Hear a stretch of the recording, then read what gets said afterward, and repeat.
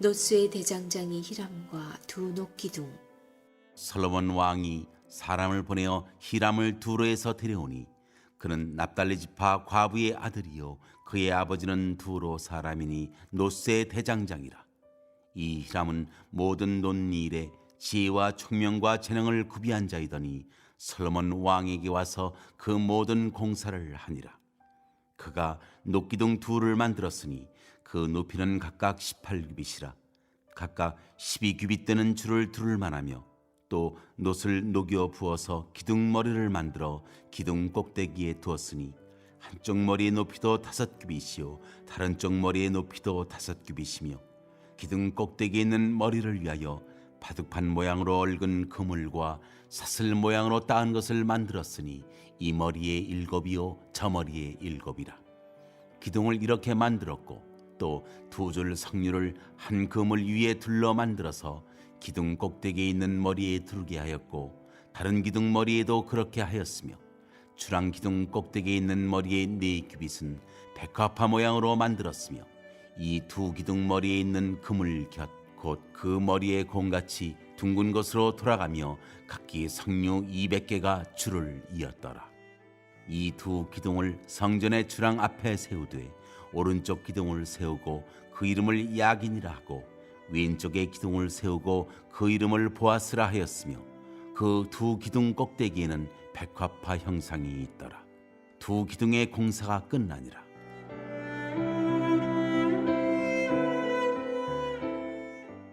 놋을 부어 만든 바다.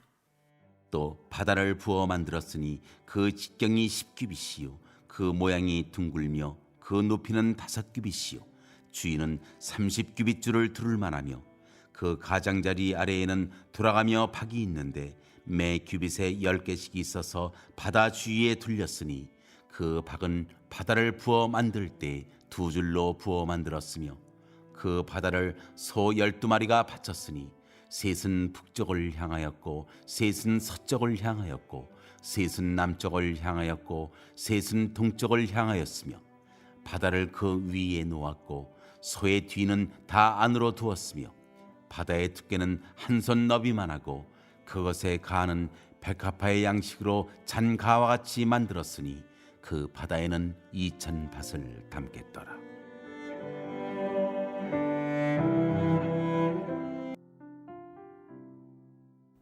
네, 오늘 성경 본문에서는 솔로몬 성전 건축 중에 특별히 성전 기구들, 그 중에서도 히람이라는 인물과 놋기둥, 놋바다에 대해서 주목하려고 합니다. 성경은 왕궁 건축에 대해서는 다소 짧게 언급이 되고 성전 기구들에 대해서는 다소 길게 설명하고 있습니다. 이는 열왕기의 관심이 예배와 하나님께 드리는 그 제사에 있다라는 사실을 보여주고 있습니다. 먼저 히람의 등용입니다. 하나님께서는 출신보다 믿음과 능력을 보신다는 겁니다. 13절과 14절의 그 내용인데요. 히람은 이제 두로 사람의 아들인데 그의 어머니는 납달리 지파 여인이었습니다. 이방 출신이라는 점에서 당시로서는 이제 주목할 만한 출신이었고 어쩌면은 이 사회적으로 낮게 평가받을 수도 있는 그런 사람이었습니다. 그런데 그는 이 놋을 다루는 데 있어서는 아주 탁월한 기술자였고 하나님께서는 그를 성전 기구를 만드는 일에 사용하도록 하십니다. 이것은 우리가 사람을 볼 때 그의 출신이나 배경, 학력, 그리고 그의 어떤 사회적 지위로 판단해서는 안 된다라는 그 교훈을 보여주고 있습니다. 그러니까 하나님께서는 사람은 외모를 보지만 하나님은 중심을 보신다고 하지 않습니까? 그러니까 하나님은 마음과 그 중심, 그리고 하나님께 쓰임 받을 수 있는 그 겸손한 성품, 그 자세와 그리고 그 분야에 있는 전문적인 그 역량, 능력을 보십니다.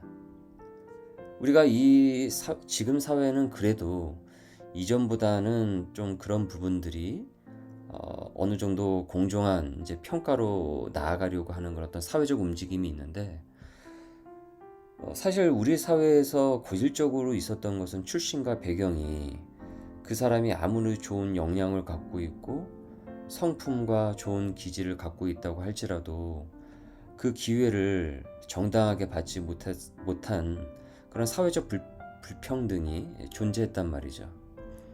그런데 오늘 성경 말씀은 지금으로부터도 훨씬 그 수천 년 전에도 불구하고 이렇게 그 마음과 중심, 그리고 그 사람의 고유한 그 역량에 집중하고 있다라는 거예요. 그 사람이 바로 히람입니다. 여러분, 오늘날 나는 누군가를 바라볼 때 그 사람의 그 자체가 아니고 그의 조건과 배경을 보면서 그 판단력이 흐려지지는 않습니까? 이 히람이라는 사람처럼 우리가 하나님 앞에 주님 저를 사용해 주십시오 라고 겸손하게 자신을 드리고 하나님께서 주신 그 은사를 부지런히 개발해 나간다고 한다면 하나님께서는 그 사람의 출신이 아니라 헌신이, 배경이 아니라 믿음이 하나님의 손에 들리는 도구가 될 수 있습니다. 그것을 지금 이 히람이라는 사람이 보여주고 있는 것입니다. 그 다음은 야긴과 보아스입니다. 야긴과 보아스. 하나님이 세우시고 하나님께서 지지하신다. 15절에서 22절의 내용인데요. 이 히람이라는 사람이 만든 이 첫 작품은 두 개의 커다란 놋 기둥이었습니다. 거대한 놋 기둥이었어요. 이것은 건물을 실제로 지탱하는 구조물일 뿐만이 아니고 이 성전 입구에 세운 상징적인 기둥이었습니다. 그리고 그 이름도 참 인상적이에요. 야긴, 그가 세우신다. 보아스, 그의 안에 힘이 있다. 무슨 뜻입니까? 하나님께서 세우시고 하나님이 힘 주셔야 유지된다라는 그 고백이 이 기둥에 담겨 있는 것이죠. 이 기둥을 통해서 그와 같은 신앙 고백이 메시지로 사람들에게 계속 알려지게 되는 것입니다. 그런데 이 두 야긴과 보아스라는 이 거대한 녹기둥을 만든 사람이 바로 히람이라는 사람이었다는 거예요. 여러분, 우리의 가정, 직장, 교회, 우리가 앞으로 나아가야 되는 그런 삶의 영역, 사실 마찬가지예요. 여러분, 내가 세우는 것이 아니죠. 내 인생은 나의 것, 내 인생은 나의 것 하면서 내가 세우는 것이 아닙니다. 크리스찬은 그렇게 얘기하지 않죠. 인생은 혼자 사는 거야. 누구도 나를 도와줄 수 없어. 내 인생은 내가 개척해 나가는 것이지. 이런 세상적 자기개발적인 이 사상으로 우리는 인생을 바라보지 않죠. 내가 주인이 아니라 주님이 주인이시다. 우리 예수님이 내 인생의 주인이시다. 우리는 이것을 고백하지 않습니까? 우리가 이 고백을 드리는 것은 결국 우리의 삶 가운데서 야긴과 보아스의 그 고백이, 신앙 고백이 우리 가운데서도 흘러나오는 것입니다. 그것이 없으면 내 삶에 야긴과 보아스가 여전히 세워지지 않은 거예요. 즉, 내가 세우는 것이 아니에요. 하나님이 세우시고요. 그분의 힘으로 그분께서 지탱해 주셔야 우리는 무너지지 않고 든든하게 서 나갈 수가 있습니다. 교회도 그렇죠. 주께서 세워주시고 지지해 주셔야 교회가 서 나가고 성도들이 서 나가게 되는 것이지, 제가, 여러분이 특정한 누군가가 주인이 된다고 한다면 그것은 온전한 교회의 모습으로 나아갈 수가 없겠죠. 이 아침에 그래서 우리가 예배의 자리에 나올 때도, 이 큐티의 예배의 자리에 나올 때도 이 믿음으로 나아가야 합니다. 주님, 내 삶에, 내 생활에 야긴이 되어 주옵소서. 내 인생의 보아스가 되어 주시옵소서. 예수님이 나의 주인이 되게 하옵소서. 성령의 능력으로 교회가 세워지게 하옵소서. 가정이 세워지게 하옵소서. 일터를 가꿀 수 있도록 인도해 주십시오. 든든히 서 나가도록 역사하옵소서. 이렇게 기도하실 수 있기를 바랍니다. 하나님께서 우리의 삶의 자리에 야긴과 보아스처럼 든든히 우리를 세워 주실 것입니다. 마지막으로 놋바다입니다. 놋바다. 깨끗함과 이 공동체의 안전은 하나님의 손에 있다. 하나님의 손에 있다. 23절에서 26절의 내용인데요. 히람이 이 야긴과 보아스 외에 또 하나의 이 역작으로 만든 것은 놋바다입니다. 놋바다. 그러니까 작은 수영장 정도 되는 크기인데 이 물이 아주 많이 들어갑니다. 약 44톤이에요. 44톤이면 어마어마하죠. 네. 이 44톤의 물을 담을 수 있는 이 물통은 단순히 제사장들이 거기서 손을 씻는 용도만이 아니었습니다. 제사를 지내기 위한 제사장들이 거기서 손을 씻는 용도만이 아니었어요. 이 제의적인 용도만으로 사용된 것이 아니고 이 12마리의 소 모양 받침대가 있는데 이것은 이스라엘 12지파를 상징을 합니다. 그러니까 즉 하나님 앞에 나아가는 제사장들의 정결 그리고 공동체 전체의 거룩과 안전이 하나님께 달려있음을 나타내고 있는 겁니다. 이것이 놋바다예요. 그러니까 야긴과 보아스도 이것이 단순히 기둥을 세우는 건축적인 의미만 있는 것, 건축적인 실용적인 것으로만 세우는 것이 아니라 그 안에 영적인 메시지가 담겨져 있듯이 이 놋바다도 바로 그 영적인 메시지가 담겨져 있다라는 것이죠. 교우 여러분, 우리가 하나님 앞에 나아갈 때요, 우리는 늘 씻겨야 됩니다. 우리의 마음이 씻겨야 돼요.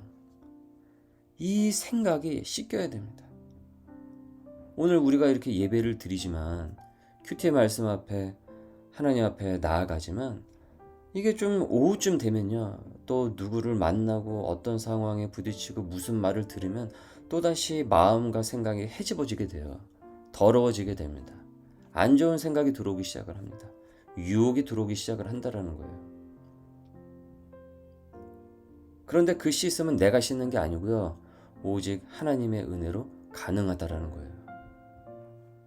그래서 여러분, 놋바다는 결국 예수 그리스도의 십자가 보혈을, 이 보혈을, 예수 그리스도의 십자가의 그 보혈, 십자가의 그 피, 이것을 예표한다고 볼 수가 있어요.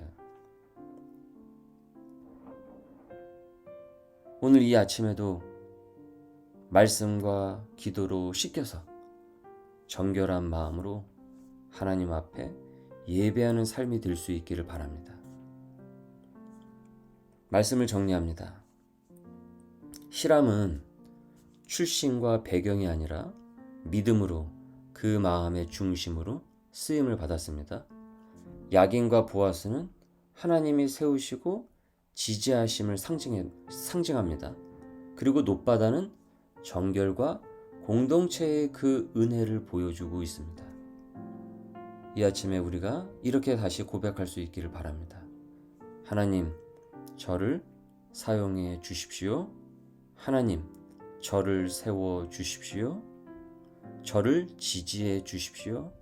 주님, 저를 깨끗게 하여 주옵소서. 깨끗한 그릇으로 사용되어질 수 있도록 인도하여 주옵소서. 이 같은 마음으로 오늘 우리에게 주신 또 귀한 하루를 시작하고 하나님께서 세워주심을 경험하는 우리 축복의 하루가 되실 수 있기를 주님의 이름으로 축원합니다. 은혜가 많고 가득하신 하나님 아버지, 히람을 부르시고 사용하셨듯이 저희의 출신과 배경을 넘어서 믿음으로 드려진 인생을 통해 일하시는 주님을 찬양합니다. 저희도 그 사람처럼 주님의 손에 쓰임받는 도구가 되게 하여 주옵소서. 어부 출신과 세리 출신들이 예수님의 귀한 제자들로서 사도로서 사용이 되었듯 우리도 주님의 제자로서 든든히 서 나가도록 우리를 사용하여 주시고 우리가 또한 거룩한 주님의 도구가 될 수 있도록 야긴과 보아스처럼 우리를 세워주시고 든든히 인도하여 주옵소서. 무너지는 가정, 지치는 마음, 흔들리는 그 믿음을 우리는 주님이 붙들어 주셔야지만 우리는 살 수 있고 세워줄 수 있음을 이 새벽에 다시 한번 고백합니다. 주님의 힘으로 성령의 능력으로 우리를 세워 주옵소서. 높바다 앞에 선 제사장처럼 오늘도 매일 주의 은혜로 정결해지기를 원합니다. 말씀과 성령으로 씻겨서 오늘도 거룩하게 승리하도록 인도하여 주옵소서. 감사합니다. 예수님의 이름으로 기도드립니다. 아멘.